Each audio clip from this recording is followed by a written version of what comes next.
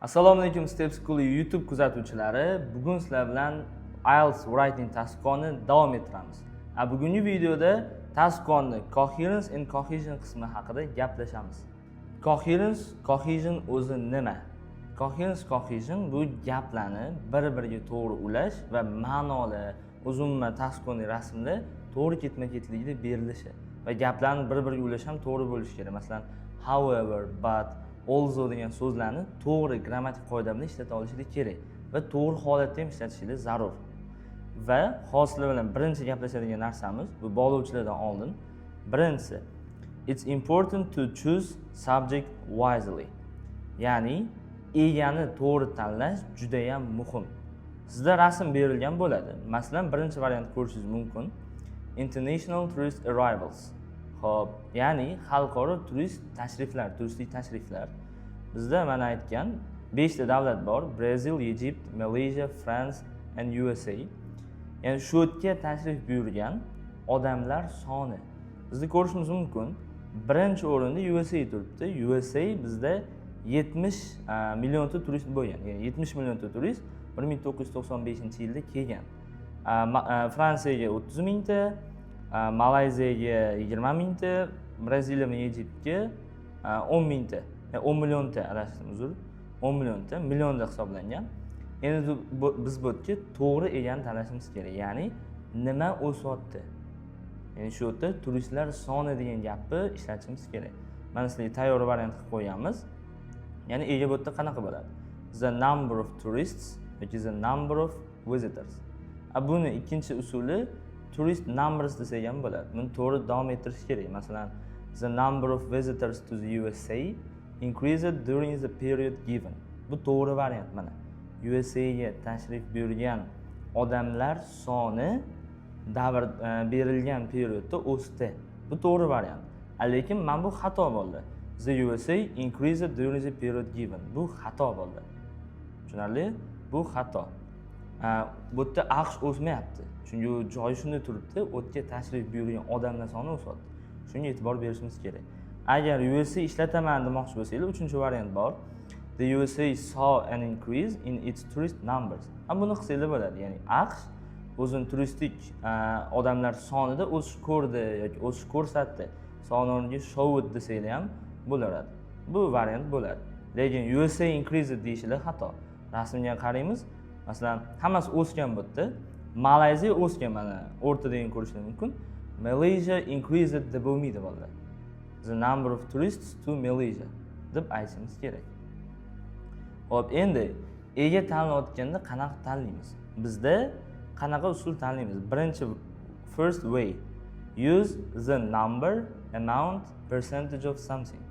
Agar sanaladigan ot bo'lsa, ya'ni bu yerda o'xshab odamlar bo'lsa, number ishlatamiz.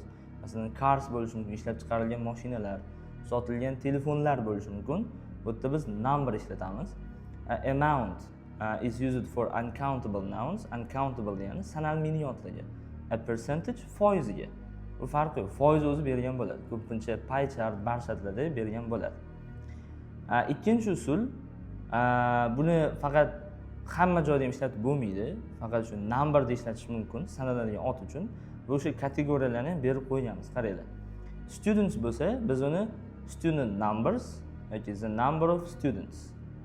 Visitors, visitor numbers or the number of visitors.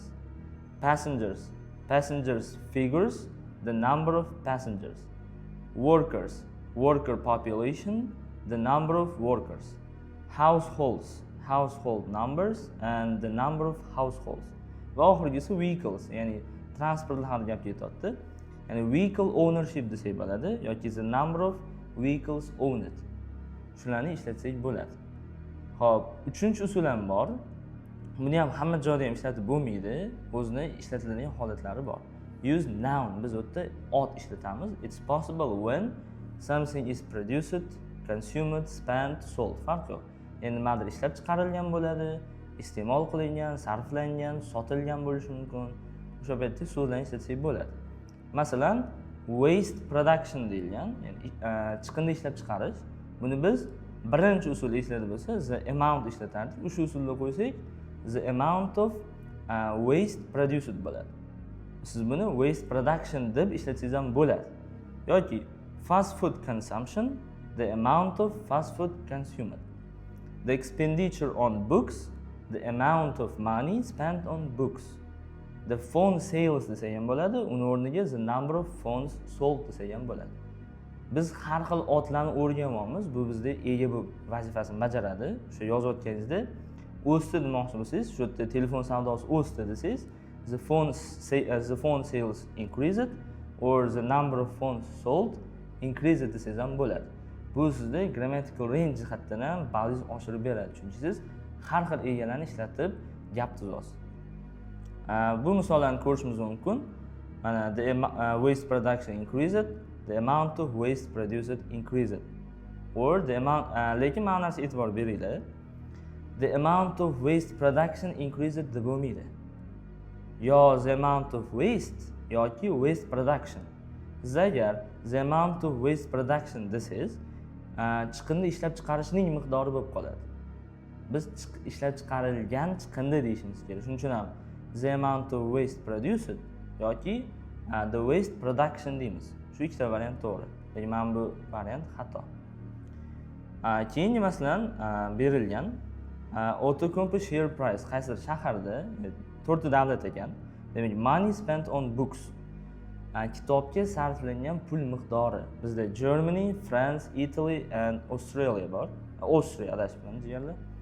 Hop, shu 4 ta davlat pul sarflagan kitoblarga va u AQSh dollarida millionda berilgan. Demak, bizda masalan Germaniya shunda 80 million dollar kitobga sarflagan. Biz shuni nima deymiz shu yerda? Germaniya o'sdi emas, balki Germaniya kitobga sarflagan pul miqdori yoki kitobga bo'lgan sarmoya, expenditure bilan bersak bo'ladi. Mana men bu yerdagi variantda ishlasak bo'ladi. The expenditure on books or the amount of money spent on books. Mana buni gaplarda ko'rsak bo'ladi. Keyingi variant global mobile phone sales by brand. Bizda 5 ta brend berilgan va ular sotgan, ya'ni to'g'ri sotgan telefonlar soni ekan. Demak, mana Samsung kompaniyasi 250 millionta telefon sotgan birinchi yilda. Siz demak bu yerda nima deysiz? Samsung o'sdi deyilmaydi, balki Samsung tomonidan sotilgan telefonlar soni o'sdi. Ya'ni the number birinchi variant o'rgatganmiz. Mana the phone sales degan variantga qaraymiz. Hop. Mana shu variant ishlatiladi. The phone sales of Samsung yoki the number of phones sold by Samsung desak bo'ladi. Shularni o'sdi, tushdi deb bemalol ishlatsangiz bo'ladi. Keyingi variantimiz boyagi chiqindi ishlab chiqarish. Bizda 3 ta kompaniya bor: Company A, Company B and C. 3 ta kompaniya chiqindi ishlab chiqargan va tonnada, ya'ni ishlab chiqargan chiqindi miqdori tonnada berilgan. Masalan, Company A 2000-yilda 12 tonna chiqindi ishlab chiqargan. Demak, yana boya aytganimdek bolalar, Company A increased, ya'ni kompaniya A o'sdi deb bo'lmaydi. Siz nima deyishingiz kerak? Kompaniya A tomonidan ishlab chiqarilgan chiqindi miqdori, ya'ni the amount of waste produced by Company A yoki boya aytganimizdek 3-usul ot quvorish usulida waste production in Company A deb ishlatsangiz bo'ladi. Bular ega bo'lib beradi. Siz shulardan bemalol ishlatib gap tuzsangiz bo'ladi. Agar sizga video yoqqan bo'lsa va foydali bo'lgan bo'lsa, like bosishni unutmang va bu videoni albatta do'stingizga jo'natib qo'ying. Va bizni kuzatishda davom eting va biz bundan-da ko'proq videolar chiqarishda davom ettiramiz.